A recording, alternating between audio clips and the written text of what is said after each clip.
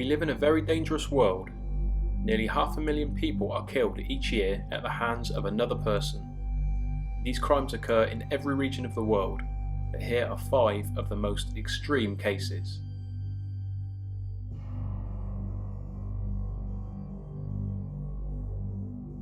San Pedro Sula is located northwest of Honduras in Central America and is the second biggest city in the country. On average, there are 20 murders in the city per week, and in 2013, San Pedro Sula was labelled the murder capital of the world, after the city experienced 187 murders per 100,000 people. This surpassed the previous holder of that record, Ciudad in Mexico, which had 148 killings per 100,000 people that same year. Unsurprisingly, San Pedro Sula has significant problems with drug trafficking and gang-related crime. 70% of the guns in the city are obtained illegally, and over 80% of murders that take place there are gun-related. The surge in murders in the last 20 years is undoubtedly linked to the massive amount of cocaine trafficking to and from the city. According to the Los Angeles Times, the homicide rate is stoked by the rivalry of brutal street gangs, mostly descendants of gangs formed in Los Angeles and deported to Central America in the 1990s. But you don't have to be a gang member to run the risk of being killed. Local cab drivers, bus drivers and shop owners are also at risk if they refuse to pay the gang's so-called protection money.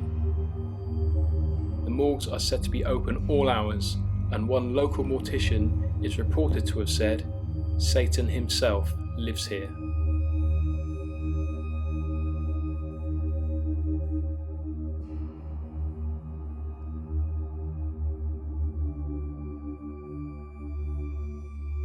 It's a worrying statistic that 98% of crime in Venezuela as a whole does not result in prosecution. This and the fact that 2013 statistics show that there were 122 murders per 100,000 people in the Venezuelan capital Caracas puts the city firmly on our list. Although Caracas in part is a wealthy city, the increased population from 2 million in the 1970s to 3.5 million now has forced the less privileged people to move to the slums high in the hills. This, unsurprisingly, is where most of the murderous activity takes place, with drug trafficking and gangs being the main reason. By night, the streets are often avoided as curfews are put in place, but armoured cars still roam the city. The Venezuelan government claimed the murder rate fell by 18% in 2013, although this figure is widely believed to be much lower. According to the UN, in order to make a difference, Venezuela needs 20,000 more personnel in the police force. But how effective would this be, as it's widely believed that policing in Venezuela is too timid and many crimes are committed by the police themselves.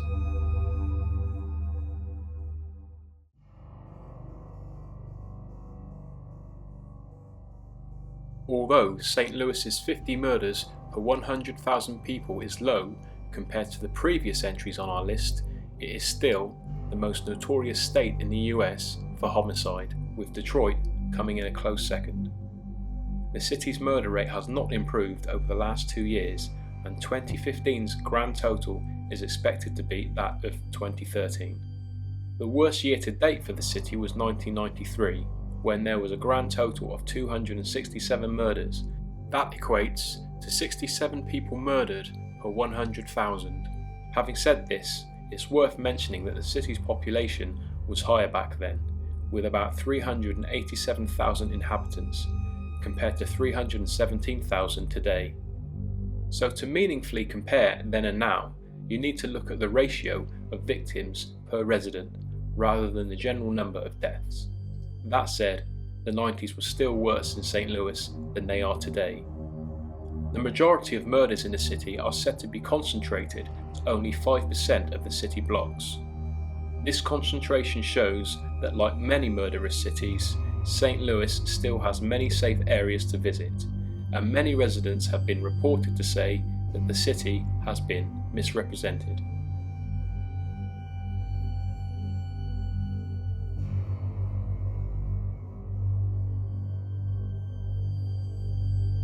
Beyond this apparent paradise lies a city with a shocking recent history of murder.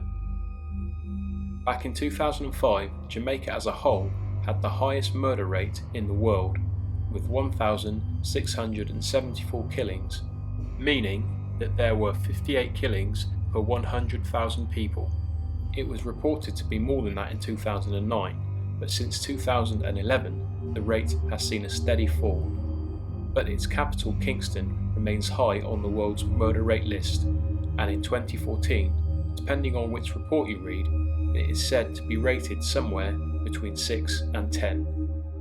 A lot of murders in Kingston, like many other crime-stricken cities, are connected to organised crime involving illegal drug trade. Criminals in Kingston are also especially known for hatred towards homosexuals, with many fatal attacks on gay men reported. Like St. Louis and many other cities that make the media headlines for its number of killings, many of the inhabitants believe the numbers show the city in a bad light and that Kingston is actually a safe place to visit. However, when you consider that in 1970 the murder rate in Kingston was 8 per 100,000 people, there's no denying that the increase since then is staggering.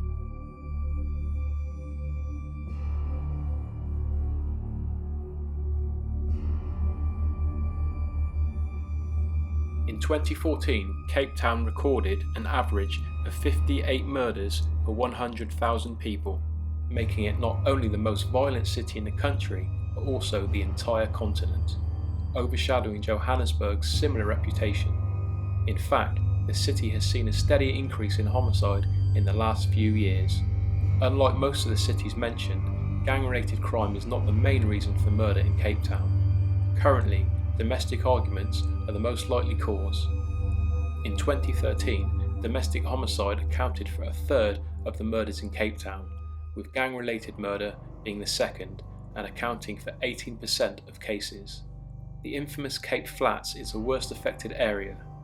Cape Flats is a large area of the city where so-called non-whites were forced to live during the apartheid era. Since then, it has gained notoriety in becoming one of the worst areas for murder in Cape Town, with murders committed by both racial groups. Unemployment is said to be extremely high in this vast area, and gang-related homicide is on the up because of it. And according to one ex-gang member, the gangs, in an attempt to increase in numbers, are said to be recruiting members as young as 12 years old. Well, that's it from me, but as mentioned before, many of these countries are for the most part safe. But as with most regions around the world, there are certain areas that stand out as murder hotspots. Also, it's important to consider the reasons that these places have the reputations that they do. There are many factors to consider, such as poverty level, corrupt governments, and unemployment rates, all of which no doubt contribute to the city's murderous reputations. Thanks for watching, and I'll see you soon for another video.